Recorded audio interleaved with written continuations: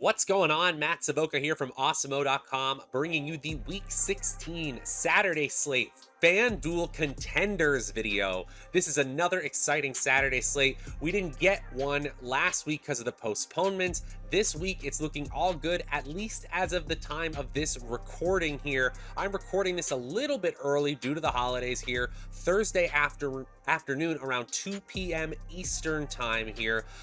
We've got a two-game slate that should be very, very exciting here. Before we get into things, though, be sure to like this video, subscribe to the channel so that you always know when we're going live. You guys know what to do. And if you could give me, Matt Savoca, a follow on Twitter at Draftaholic, that would be much appreciated as well. We'd also like to thank our presenting sponsor, Jock Market. Jock Market is offering a fantasy sports marketplace, a stock marketplace where you can bet on your favorite players in real time for real cash. Get in there today and use promo code Awesemo to get a first match deposit bonus up to $50. So much fun. Get started today. Okay, guys, on the screen, you will see numbers 10 through 6 of my top plays in this two-game slate.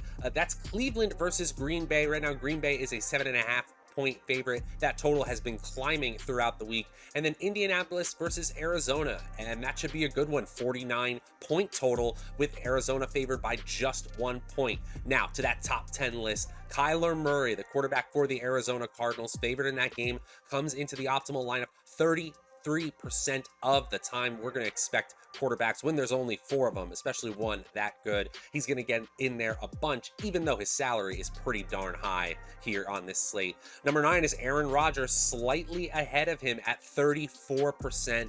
The Packers have looked pretty good offensively. That toe is holding up so far, but Cleveland's defense is no joke. And number 8 is James Conner, has a questionable tag coming into this slate. If he's out, obviously a 0% chance of being in the optimal lineup. And Chase Edmonds is into the Cardinals lineup at this point, but still a solid 35% for James Conner. And then it is the Packers running backs, Aaron Jones and AJ Dillon, at 38% and 42% probabilities of being in the optimal lineup, respectively. Yeah, you're going to want to play running backs who are 7.5-point favorites at home. That's just good DFS fundamentals. But because of the timeshare split, it's really, really difficult to see who will get the majority of the fantasy points. I will say AJ Dillon has gotten more of the workload over the past few weeks, but none of them make the top 5 for this Saturday slate.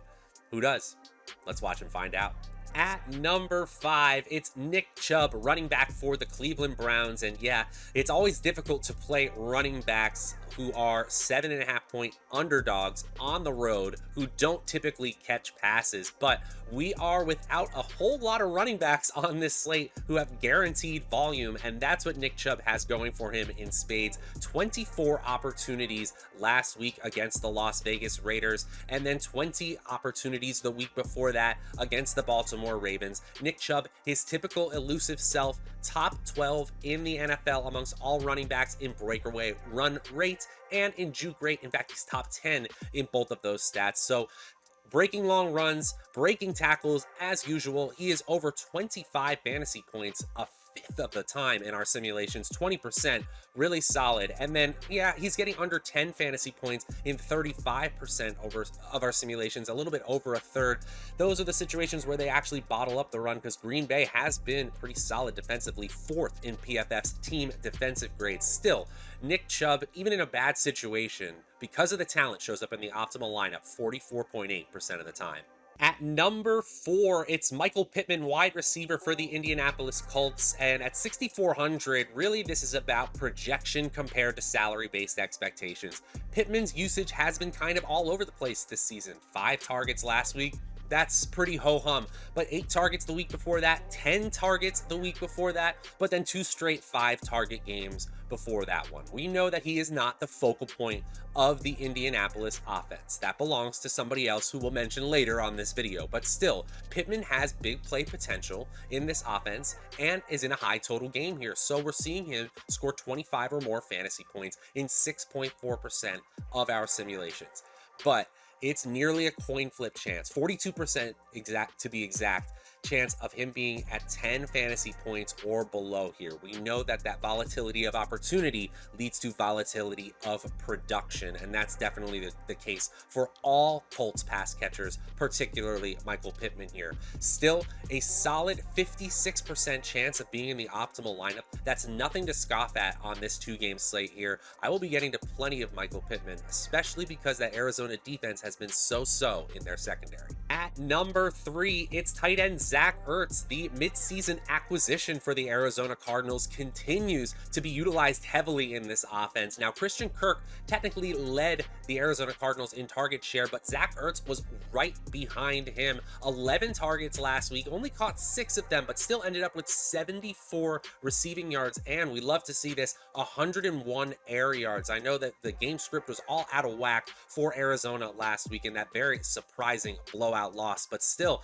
we're seeing a solid ceiling for Ertz here. Over 25 fantasy points in 4.6% of sims. That is nothing to scoff at for a tight end who typically has to get there with multiple touchdowns. Not so with the target hog and air yards hog, Ertz. Still, 57% of the time, he's under 10 fantasy points. You expect that. His median projection is 9.5 fantasy points, though. So a really solid looking bet. At 56% of the time in the optimal lineup, that has a lot to do with his $5,800 salary, but looking like a great value option this Saturday night. At number 2, it's Jonathan Taylor, the unequivocal best running back in football right now. Another 170 yards from scrimmage last week, capped off by that big game-winning, game-capping touchdown run against the New England Patriots last week. And if you saw the video, you could see him literally looking to the sidelines to see if they wanted him to go down, and he still couldn't be caught from behind by that New England defense, who, by the way, has played running backs pretty well this season. Arizona, they're right at league average in PFF's team defensive grade, so we're not adjusting our lofty projections for a player like Taylor because of the defensive matchup here. No, we got a solid 19.7 median projected fantasy points here, and nearly 50% of the time, 48% of the time, he's getting to 25 or more fantasy points. I mean, he's been over 20 the last 2 weeks, over 15 the last 3, and he's just 4 weeks removed from that 50 plus fantasy point explosion in Buffalo. So you know what the ceiling is. The floor is ridiculously high. Only 16.4% of sims is he getting under 10 fantasy points. Jonathan Taylor is a fantastic play in the optimal lineup 69% of the time. Before I get into my final play, my number 1 play on this Saturday slate on FanDuel this week, I do want to remind you guys, go ahead and like this video, subscribe to the channel so that you always know when we're going live. You guys know what to do. And if you could give me, Matt Savoca, a follow on Twitter at Draftaholic, that's always much appreciated as well. We'd also like to thank our presenting sponsor, Jock Market. One more time, Jock Market is turning your favorite fantasy sports bets into real-time marketplaces. Use promo code Awesemo to get a first match deposit bonus of up to $50. And finally, guys, go ahead and leave a comment below. Which of these have been your favorite plays? Maybe your least favorite plays? I always like to hear what you guys are thinking, and the comments are much appreciated. Okay, guys, let's get into that number 1 play on FanDuel for this Saturday night. And at number 1, it's Davante Adams. And you can see, if you're watching on YouTube, on the left side of the screen, the optimal lineup percentage shows us that there is clearly a big 2. Davante Adams is in the optimal lineup 70% of the time, just 1 percentage point more than Jonathan Taylor. You are going to want to prioritize one of these 2 premier plays on this Saturday slate. And Davante Adams is absolutely a fantastic option. I mean, last week, the Ravens did everything they could to try to keep Davante Adams from beating them. He still ends up with 6 receptions for 44 yards and a touchdown, gets over 15 fantasy points or right there, and he's had double-digit fantasy points in 6 straight games here. Adams has such a high floor and high ceiling here. Even with part of the offense moving over to players like Marquez Valdes-Scantling, we could easily say Aaron Rodgers reverting that production back over to Davante Adams. You could have another 13 target game like you had in week 14 just 2 weeks ago. I know the Cleveland defense has been strong. They're actually ranked 5th best in the NFL in PFF's team defensive grades, but still, we're seeing a third of the time, 34.9% of the time, Davante Adams gets over 25 fantasy points. That's why we're not surprised to see him at 69.8% of the time in the optimal lineup. All right, that's going to do it for our Week 16 Saturday slate edition of the FanDuel Contenders video. If you're looking for the DraftKings version of this video, it's around here somewhere. Go look for it on the channel. We will be back, of course, tomorrow for our main slate top picks. Until then, I'm Matt Savoca from Awesemo.com. We will talk to you guys next time.